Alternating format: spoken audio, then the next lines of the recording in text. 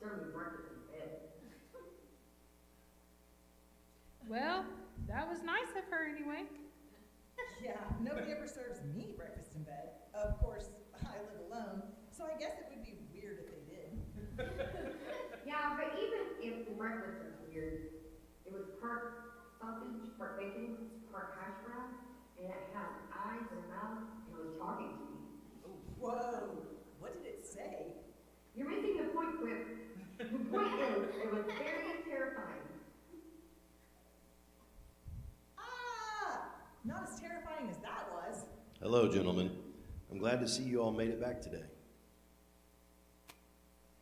Sir, no offense, but what are you doing here? Well, Quirk, aside from the fact that I am the director of this organization, I decided to monitor the gap radar myself until you three arrived. If you don't mind me asking, sir, why? I don't mind at all, Quipper. I'm monitoring the gap radar personally because I am anticipating the arrival of our final attack this week, and I want to make sure that we weren't caught off guard. One can never be too careful when defending the foundations of the universe. That makes sense, but I can take over from here, sir, if you have other things to do. Thank you, Quirk. I'll certainly turn it back over to you now that you're here, but I think I'll stay so that I can prepare you all for what I believe is coming today. Oh boy, that doesn't sound good. I'm afraid it's not good, Quip, but it's not entirely unexpected either. What do you mean, sir? Well, I mean that all of the attacks that we have faced this week, the Loon Squad, the Time Twisters, the Planetary Pirates, and Abner Ball and the Mutant Animals, have been directly related to and ultimately come from this last one. And if I'm right, this last attack will be even more dangerous than the ones that came before it. But what does that mean? More alien creatures? More mutant animals? A bigger team of attackers? Actually, as you're about to see, the attacker is alone. Only one. This shouldn't be a problem, right? I mean, we successfully defended the foundations of the universe against at least a dozen attackers this week. How dangerous could this one be? I would caution you against underestimating this particular attacker, Quirk. He is known for his ability to slowly and subtly, but surely, chip away the foundations of the universe, and to single-handedly dismantle and destroy the faith that some have in God, the Bible, and the creation account in Genesis. He sounds evil, sir. Do we know anything else about him? Actually, we do. It looks like his basic information just came in. His name is Lucian the Evil. I guess you are right, Claire. He is evil. It's actually his last name. At least he's honest. I wouldn't say that he is honest, Quirk, but it is helpful that his name gives away his primary goal, which is to convince everyone to believe in the theory of evolution, or evolution. Ah, I see what you did there, sir. Very sneaky. So, Lucian the Evil is basically just saying the same things that everyone else has been saying all week, right? He is trying to get us to believe in the theory of evolution. Well, yes and no.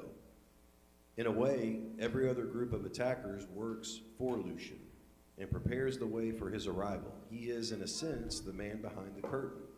But in another way, he is here to propose an even more dangerous and outrageous threat to the foundation of the universe, something that the other attackers have only hinted at. Well, what is it, sir? What is he here to do? Lucian the Evil is here to announce the logical conclusion of all of this week's previous attacks, that human beings are a cosmic accident. He is here to tell us that we are no different from the animals, that we simply evolved over multiplied millions of years from ape-like creatures, that we have no creator, no value, and no purpose. Well, that's a bummer. Yeah, that doesn't make me feel very good about myself at all. Suddenly, my nightmare about a talking breakfast delivered by a mutated cat don't sound so bad. I can understand those sentiments completely, gentlemen. You see, by his very nature, Lucian the Evil strips us of our worth, our origins, and our place and function in the universe. His goal is to convince everyone that we are no different or better than animals, plants, or even dirt, and there is no creator that will judge us in the end. Sir, it sounds like we have a lot of work to do. It also sounds like we need to do our best to make sure that Lucian the Evil doesn't spread these lies to people all over the world. You're right, Quiver. We do have a lot of work to do. And fortunately, we have an entire crew of defenders who can help us get the truth out all over the world as we defend the foundations of the universe from the devastating lies of Lucian the Evil and everyone who has come before him. Today, Operation Creation meets its most difficult challenge yet. I believe you know what to do, gentlemen. Yes, sir. I'll continue monitoring the Jack radar for additional information on Lucian the Evil and relay it to our teachers. I'll make sure that the teachers have plenty of information on what makes human beings different and special, so that the students can be prepared to defend against Lucian's false teachings. And I'll help you search for the Defenders database to find so much help as possible that we can help people all over the world defend against these dangerous lies, sir. Very good. I'm proud of the work you've done, gentlemen and students. So let's all get to work. Kids, are you ready to learn more about the lies of Lucian the Evil and learn how to defend the truth about where human beings came from? Yeah! That's great. I knew I could count on you. Then pay close attention in your classes, be brave, and we'll meet back up later to talk about what we've learned. All right, guys.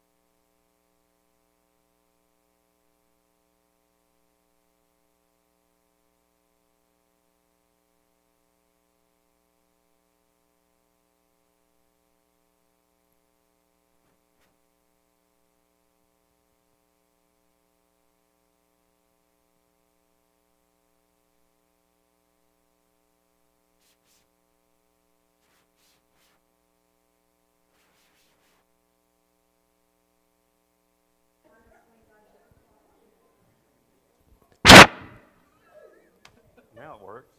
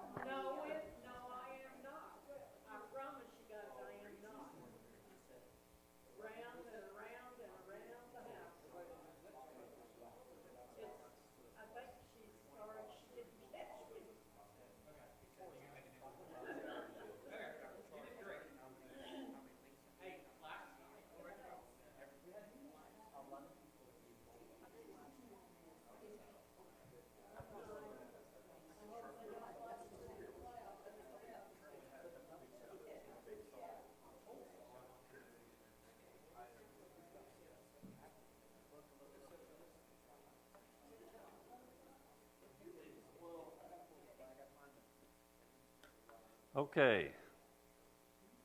Let's go ahead and start. I think we got everybody. Except Zane. There he is. Okay. We're going to continue our study on evolution. We looked at biological evolution, and we saw that the, quote, evidences that they had were either irrelevant, certainly irreverent, but irrelevant, inadequate, or just fraudulent, just outright false, erroneous. So we're going to look at human evolution, and so that's pretty important to us, right? Since we're human, it'd be nice to know where we came from, why we are what we are,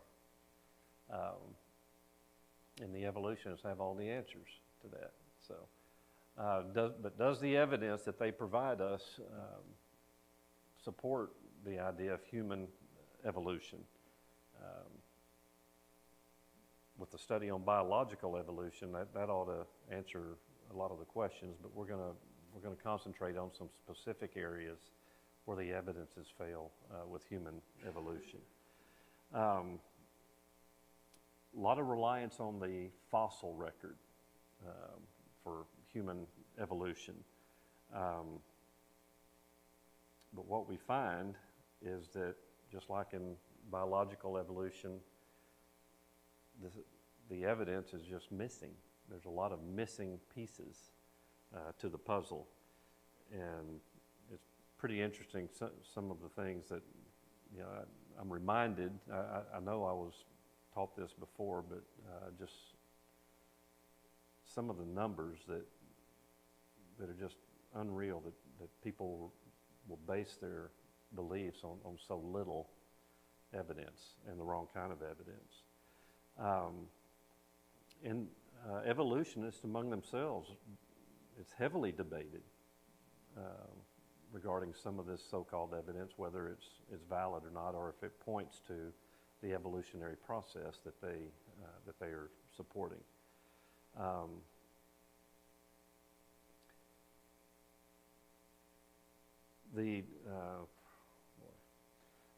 going to read this paragraph. Eventually, once other paleontologists have examined the fossil and other fossils have been discovered that shed more light on previous fossils, the fossil is often agreed not to be a transitional form towards humans. So once again, we're back to inadequate evidences, erroneous evidences, or irrelevant evidences, just like we talked about in the previous chapter. So category 1 is the inadequate evidences. I'll skip over some things in here, maybe so. We've only got 30 minutes this time, right? Okay. Kate Wong, evolutionist and senior science writer for the Scientific American, said the origin of our genus Homo is one of the biggest mysteries facing scholars of human evolution. Based on the meager evidence, I mean, this is coming from her, meager evidence available, scientists have surmised that Homo arose in South in East Africa. Meager evidence, and then she comes to this conclusion. So they've surmised. They didn't prove, they surmised that that's where it came from. The biggest part of this inadequate evidence is that they rely on so little of the fossil record to come up with this big theory. This quote here, that for decades, paleoanthropologists have combed remote corners of Africa on hand and knee for fossils of Homo's earliest representatives. Their efforts have brought only modest gains, a jawbone here and a handful of teeth there. Most of the recovered fossils instead belong to either ancestral Australopithecines or later members of Homo, creatures too advanced to eliminate the order in which our distinctive traits arose. With so little to go on, the origin of our genus has remained as mysterious as ever. So that's their own conclusion. But yet we have it in the textbooks as if it's a fact. So they have to admit these things, because even among their own schools, there's going to be some people that are intellectually honest that are going to be able to challenge those that want to promote this idea. Here's a, do what? I don't know about we, but they, yeah, they in school, you know, and you have, I know in colleges especially the liberal colleges, they're not even going to entertain creation. A lot of times in smaller local schools, they are required to make that part of the curriculum to present the theory of evolution, but the idea of creation is woefully lacking or absent completely. I had a college professor that was a Christian, and he was a biology teacher, and he would preface it at the beginning that these are theories that are ever changing, but I'm going to present it to you, because he had to.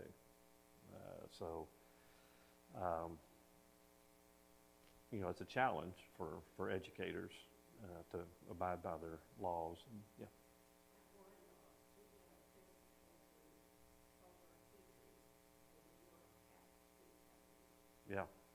Yeah, that's a nice thing about small local schools, that,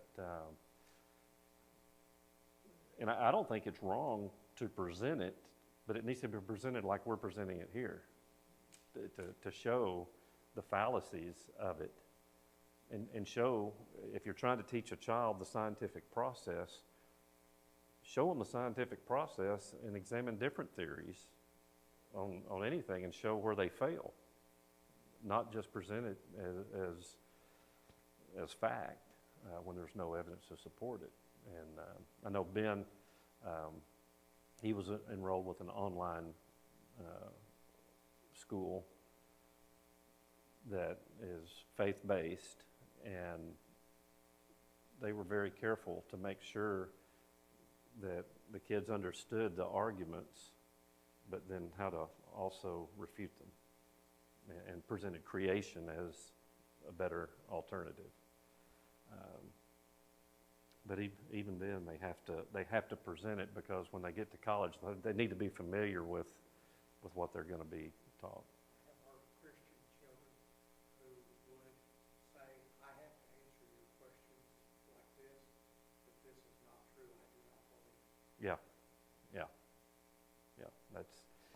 That's the best you can do, and there are some teachers that will respect it, and some that will punish them for it, for their faith. Okay.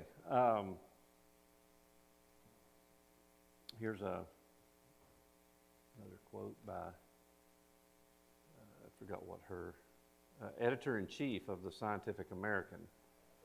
Pieces of our ancient forebears generally are hard to come by. Scientists working to interpret our evolution often have had to make do with studying a fossil toe bone here or a jaw there. You know, it's like a Frankenstein. You know, piecing stuff together. Part of a face here, jawbone fragment there, just a few fragments rather than complete skeletons. Nothing there. I found this interesting. The fossils that decorate our family tree are so scarce that there are still more scientists than specimens. The remarkable fact is that all the physical evidence we have for human evolution can be placed with room to spare inside a single coffin. Can you imagine that? A box half the size of this pew. And all the evidence that they have, original evidence, can be put in there. And it's not, most of it's not relatable, it's not connected. Okay. Let's go to, this is interesting. This paleoanthropologist from South Africa had become famous over the past decade for his notable fossil discoveries. And he admitted that there was a lack of human evolutionary evidence in the fossil record. However, his blind faith in evolution isn't shaken by the fossil record's failure to provide necessary evidence. So he said, we really need a better record, and yeah, I know it's out there.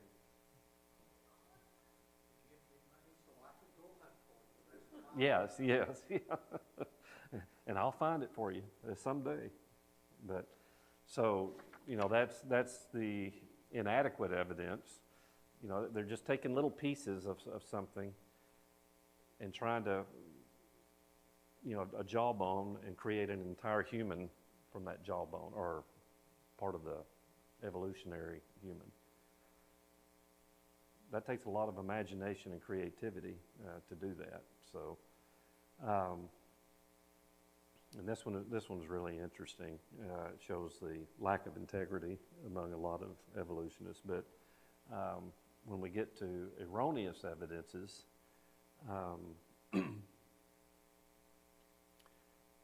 we're going to see, actually I'll bring up that same scientist. One can no longer assign isolated bones to a genus. You can't take a mandible here, a maxilla, or a collection of teeth and try to predict what the rest of the body looks like.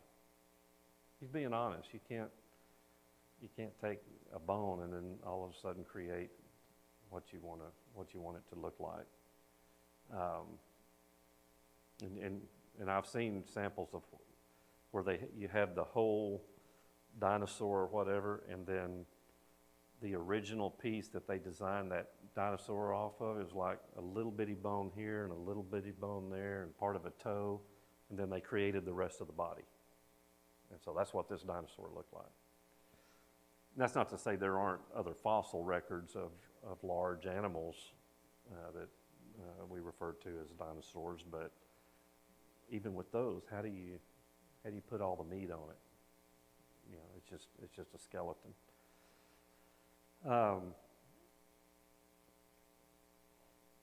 So anyway, we're going to look at some examples of some of these fraudulent things. One would expect that if Berger and Wood are right, evolutionists might be prone to misidentification of fossils at first glance. And then he says, enter the parade of human evolution blunders and hoaxes that have been championed over the past century. So let's take a look at some of those.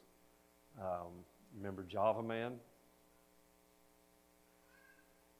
Supposed human ancestor, later found to have been erroneously based on the skull cap of a gibbon and fossilized teeth and thigh bone of a modern human.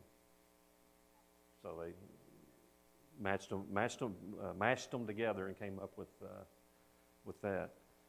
Pit Down Man. It was found to be a forgery using a modified orangutan jawbone and a portion of modern human skull. So if you don't like where it leads you, you just kind of modify the bone and make your own creature out of it. Nebraska Man. Based on a single tooth later to be found from a wild pig. Flipper Man, based on what was later acknowledged to be a fossilized rib of a dolphin. You see that red piece there? that collarbone for that evolution. Well, it turned out to be a bone of a dolphin. On a dolphin, which is smarter than the evolutionist. So, and then Orsi man, based on the skull cap, found to be from a donkey. Then we had Java Man 2. The Smithsonian Institute finally said that it was that the cranium was actually the kneecap of an elephant. Great scientists can't tell the difference between a kneecap and a skull cap. So,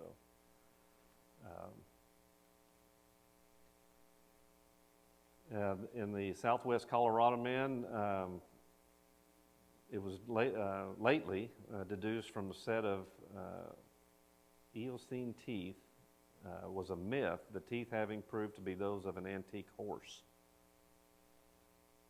But you'll find all these in textbooks still. You'll still find that transition from these different. Well, the Calaveras man, it was discovered in a mine shaft beneath some volcanic deposits believed to be 1 million years old.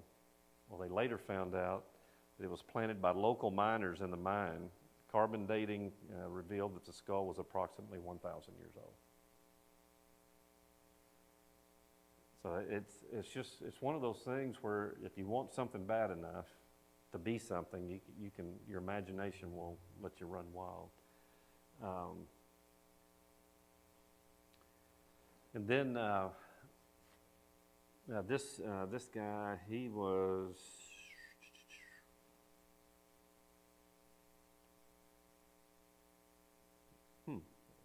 Michael Shermer, executive director of the Skeptics Society and prior monthly contributor to Scientific American. Says hoaxes like Pit Down Man and honest mistakes like Nebraska Man, and that's questionable, are in time exposed. In fact, it was not creationists who exposed these errors, it was scientists who did it. So they basically did our work for us. Again, you have some intellectually honest scientists. They may not believe in God, but they have enough respect for their scholarship to.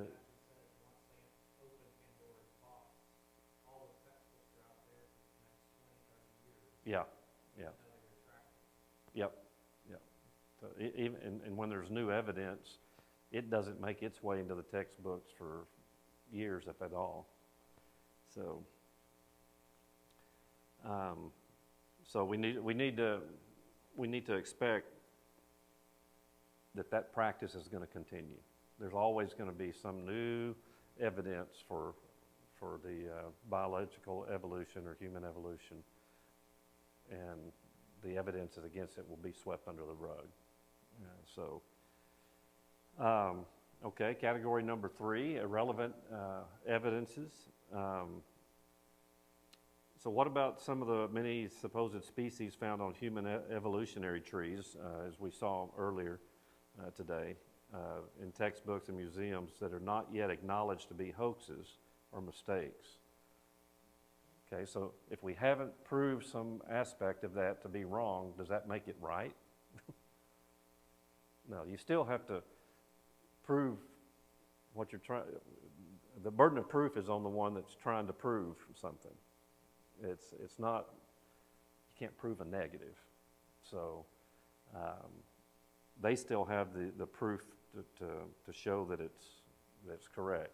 If it's not proven, then it's irrelevant. No, they can't. Can you imagine walking into a courtroom and having it, well, we hear it all the time, objection irrelevant, and the judge shuts it down. If it has nothing to do with it, if it's not a fact, it shouldn't even enter the argument because it's not provable. So let's see if we've got this. You remember that chart? All those connections and how the evolution of the human. you'll see all of these, and then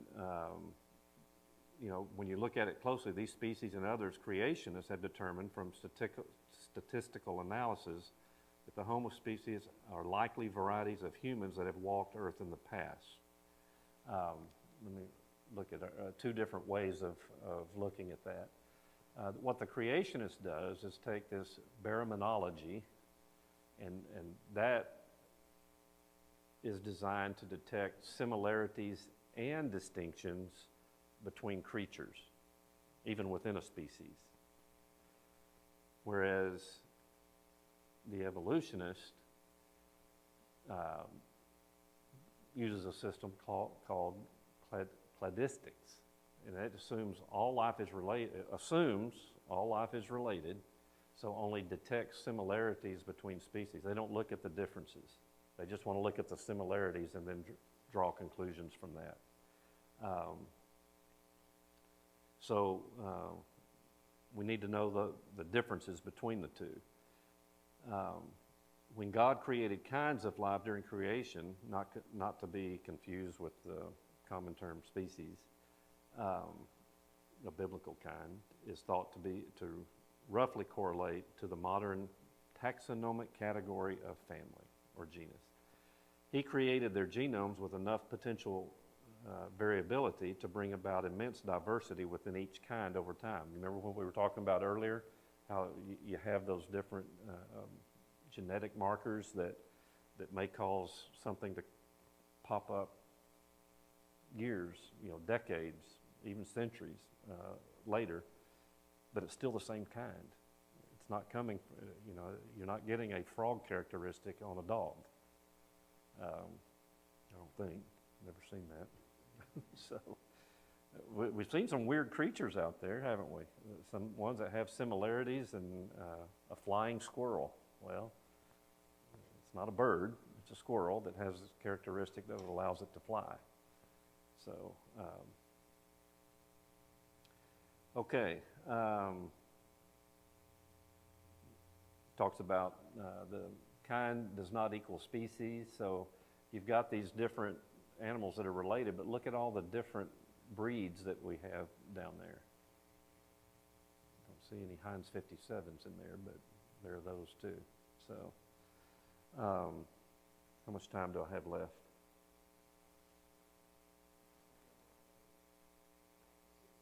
Six minutes, okay. Let's go.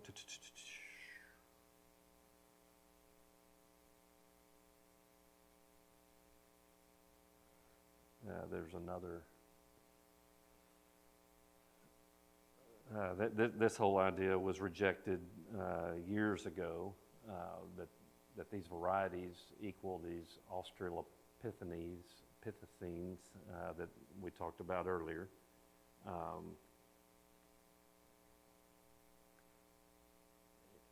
If man did descend from an ape-like ancestor, he did so without leaving any fossil traces of the steps of the transformation, what we talked about earlier. No evidence of the transition whatsoever in the fossil records. So the bottom line, I'm going to move ahead here.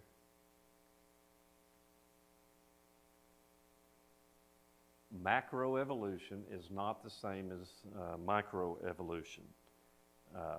Fossils which have long been used to provide evidence of macroevolution, bridging gaps between distinctly different kinds of living things, are actually evidences of microevolution.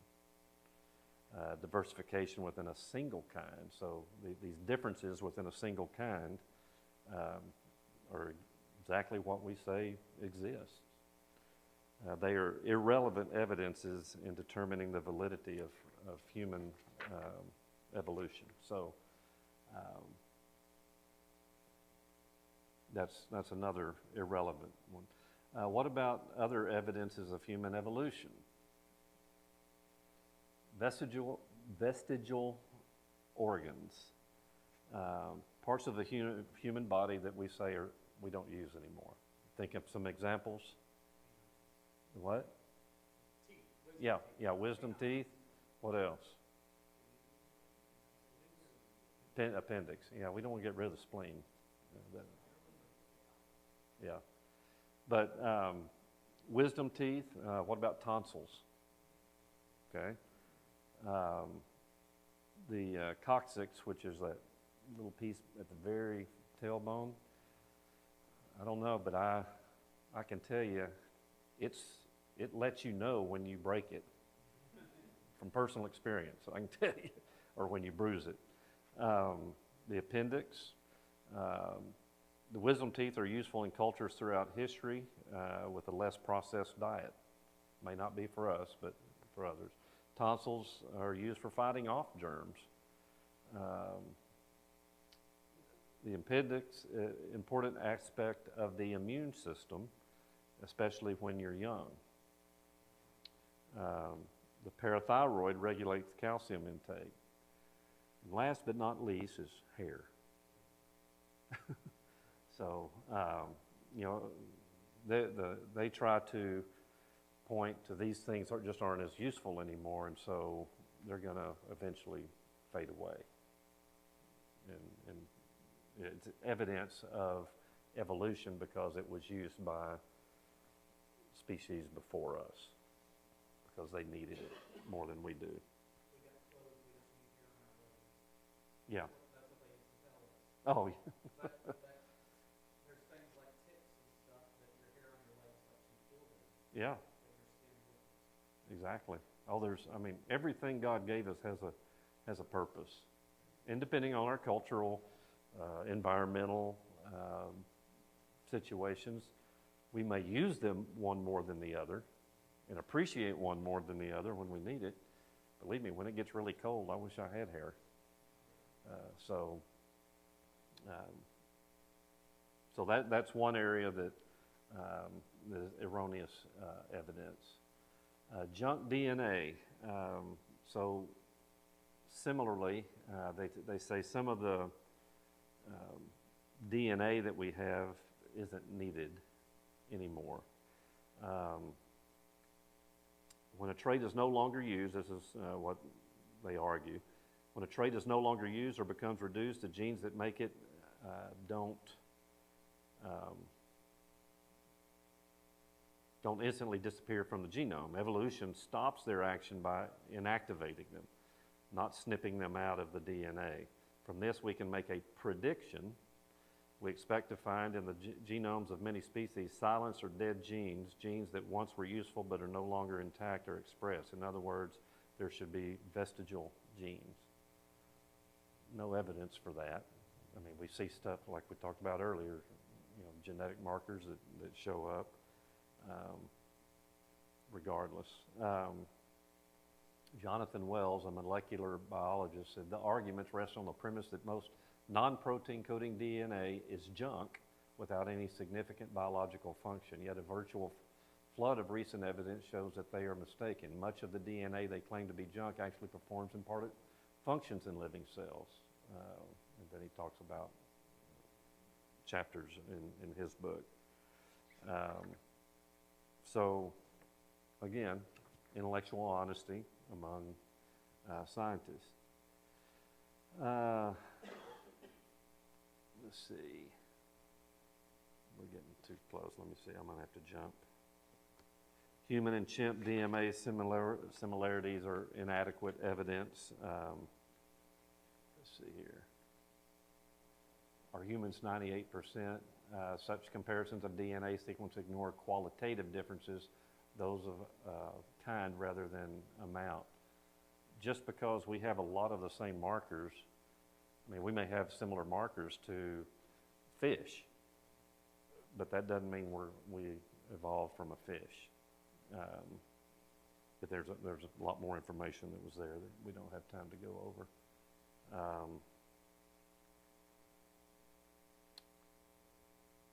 A lot of DNA stuff here that's very complex.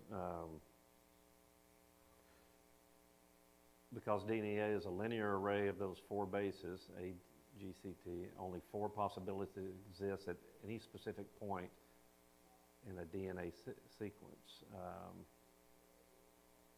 Two random sequences from species that have no ancestry in common will match at about 1 in every 4 sites. So, like I said, we're going to have similarities, in fact, a lot of similarities genetically to other animals and other creatures.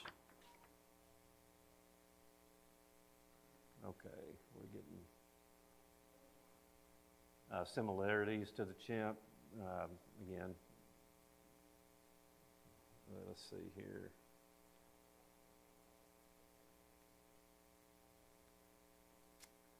I'm going to go through this and try to get to the... He creates some more shows some more things about DNA, erroneous evidence, not merely a single human from a non-human, not merely two humans from non-humans, not merely one male and one female simultaneously, not only possessing fully functional reproductive components. Talking about, again, what we talked about earlier, you got to have all this in the genetic code for it to work.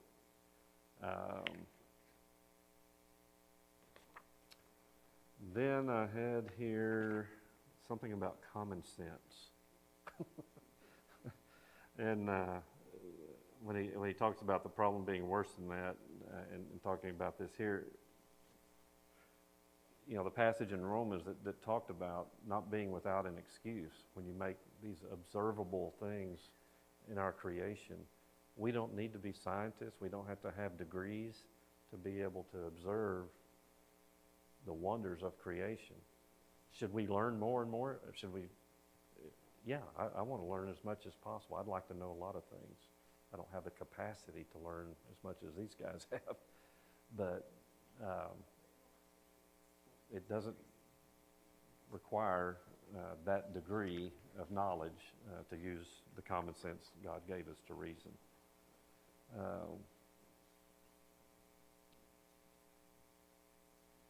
That was the final verse that they used, Romans 1:20. For since the creation of the world, his invisible attributes are clearly seen, being understood by the things that are made, so that they are without excuse. May not understand everything theologically, the people that haven't been introduced to the Bible, but they can understand intelligent design, they can understand a creator, and I doubt they're thinking in terms of evolution when they make these observations. So, okay.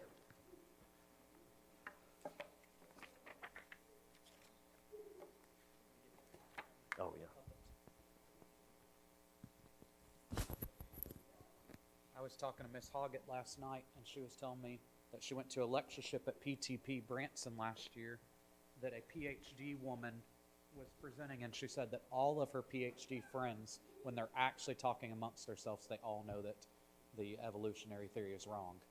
They just can't say it like that very often, but she said every one of them behind closed doors knows there's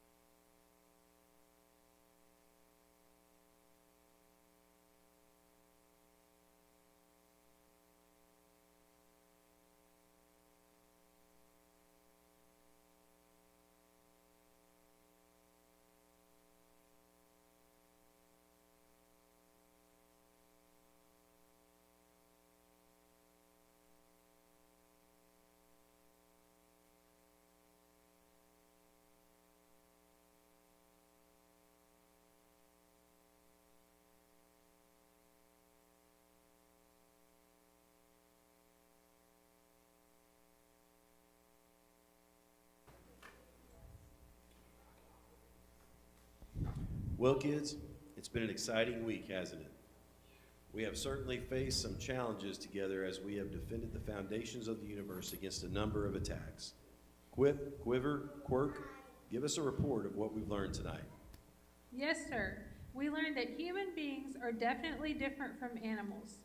There are so many things that make us special and unique that there's just no way that one of those things were an accident. That's right. We are absolutely the result of a loving and brilliant creator who designed us in his own image so that we could bring glory and honor to him. We also learned that we have a mind, a voice, and a heart, which are things that animals just don't have in the same way we do. Very good. And we also met some defenders who can help us take this truth about God, the Bible, and creation all over the world, didn't we? We sure did. I had no idea that so many people worked in so many different ways to help defend the foundations of the universe. It really does take all of us working together to defend against Lucian the Evil and all of the other attackers who worked for him. It certainly does. And now all of these kids can be defenders as well, sharing these truths with their family, friends, and neighbors. Kids, as you grow in your faith, you will continue to face these attacks and others like them throughout your life. But don't be afraid, because the truth is powerful. If you will learn it and defend it, you can always defeat them. You mean we haven't seen the last of the Loon Squad or the Time Twisters? I'm afraid not, Quip. Those attacks will keep coming back long after this week is over. What about the planetary pirates and Abner Mall and the mutant animals? Surely we won't be seeing them again. We might, Quirk, but again, we have nothing to fear as long as we remember the truth and defend it. What about Lucian the Evil, though? We defeated him today, so he won't be coming back anytime soon, will he? Lucian the Evil is stubborn, Quiver. He is always looking for another opportunity to spread his lies in the minds of anyone who will listen. But for those who are aware of him and prepared to defend against his false teachings, they will always be part of the Operation Creation. And there will always be help available. By the way, did you ever come up with a really funny way for the kids to remember what they've learned this weekend? We sure did. Kids, each of you should be getting a pack of Operation Creation cards to take home with you today.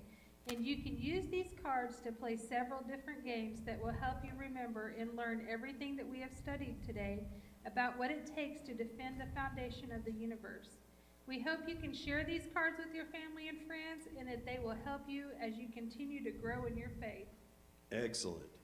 So make sure that you get your cards before you leave, and make sure that you defend the foundations of the universe everywhere you go from this point forward. God loves you, and you're very special to him and to us. Thank you for being with us for Operation Creation, defending the foundations of the universe.